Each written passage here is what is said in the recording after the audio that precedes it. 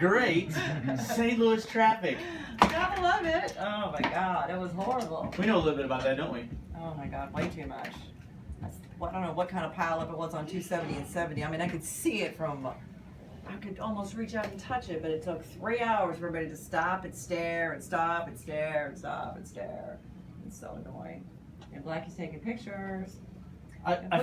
You know, the little jazz music going in the background kind of reminds me of that Stone Temple Pilots album. Right. Tiny Songs from the Vatican Gift Shop. It's a tiny little song. Oh my goodness. Oh, are we ready to turn Bucky Pizzarelli off? Oh, yeah, we can turn him off, I think. Unless you just we have a little Larry Newcomb. If you want something in the background, or you can just bring it on down. This Which is one? CD. Bring this one down? Yeah, either turn it off or bring it down. I'll just bring it down. Okay, so big weekend for Maximus, huh? It was great. So you started what, Friday night or Thursday night? Where did you actually start when you landed here in Big St. Louis? Well, I got here in St. Louis Friday night. Right.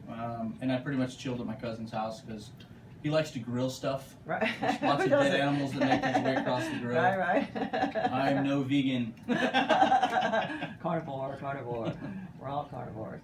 So you chilled out Friday night, I did. And then you played your Just Bills Saturday, right? Saturday night we did another benefit. This was the weekend of benefits for us. Right. Which, you know, that's the one thing great about this band is we may not ever get rich at this, but I tell you, we are there if you need us. Right. Yeah, your guys are awesome too. Oh my gosh. Original, killer music. And it's hard to get anywhere with original music. But, you know, there was a lot of people that did not know who you guys were on Sunday at the food bank benefit.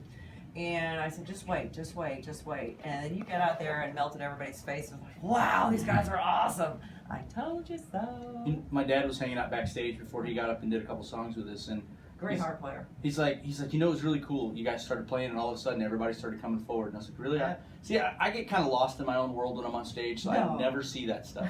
Did you see the little boy with the little sign? Actually, his. Who is that? That is. Well, okay, so the one thing great about this band, I'm going to kind of sidestep here just a second. The one thing great about this band is we may not be famous, but we attract a lot of famous people. Oh yeah. So, and this story is going somewhere, I promise. Right. Jim Murphy from formerly of Head East, one of the guitar players, vocalist, is a really good friend of ours, and we go out and do some jam session stuff with him every Thursday night. Right. Over in Granite City, and James introduced us to a woman named Franny, and Franny brought, I believe it was her kids or grandkids or somebody out. I don't know. I never ask these days because people are having kids at all ages, so who knows? She brought a couple of kids out, and they had posters. They were ready for us to sign, and that was just really cool.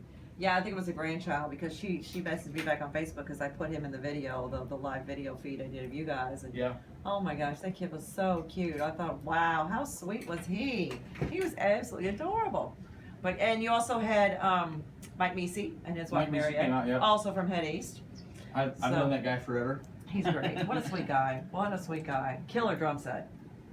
No one else has a drum set like a chopper. Right. I mean, that thing is wicked. I've always wanted to design a drum kit with like big headers coming out the side and run a smoke machine through those and just make it loud and stupid. Well, great, yeah. I mean, it's got headlights on the front. Well, sure. If you're gonna melt faces, you have to do it the right way. That's right. So, you guys want to do a little acoustic thing for us? Did you forget somebody? Who did I forget? Steve Scorfina from REO Speedwagon was there. I never forget Steve Scorfina. He's awesome. And Pavlov's dog. Yep. And you know about his history. The very first band he was in was with Michael McDonald. Yep. In Michael McDonald's, or was it Steve's garage? I'm not real sure. Steve was 13 and Michael was 11. And that was the very first band they put together. I don't remember the name of it to save my soul, but that's... I do a great impression of Michael McDonald. Yeah. You don't know me, but I'm your brother. That's awesome. Perfect. I think you just stepped in here. I love that band. Well, you know, Steve plays with his son. Aaron, is it Aaron? Adrian, no, Aaron. He played with his son at Redfish Bluefish Friday night. Nice. Cool. Yep. I can't remember what his name is. I'm like an idiot now. Oh, that's not the first Yeah, name. The last. What were you saying about Head East? There's never been any reasons. There's never been any reason not to talk about that. Do you know back in the day before you were even born? They had, when they were playing, I believe they had the largest traffic jam just getting to their concert. Nice. I want to say, was it Kiel or was it Six Flags? Six Flags. Six Flags. Mhm. Yeah, Six Flags used to be the place. I went to there was that. a lot of bands that played there. Missouri played there, and everybody said, "Who's these guys?" Oh, wow, they're insane good. My dad played there. Oh, awesome. My dad and grandfather and his cousin Glenn.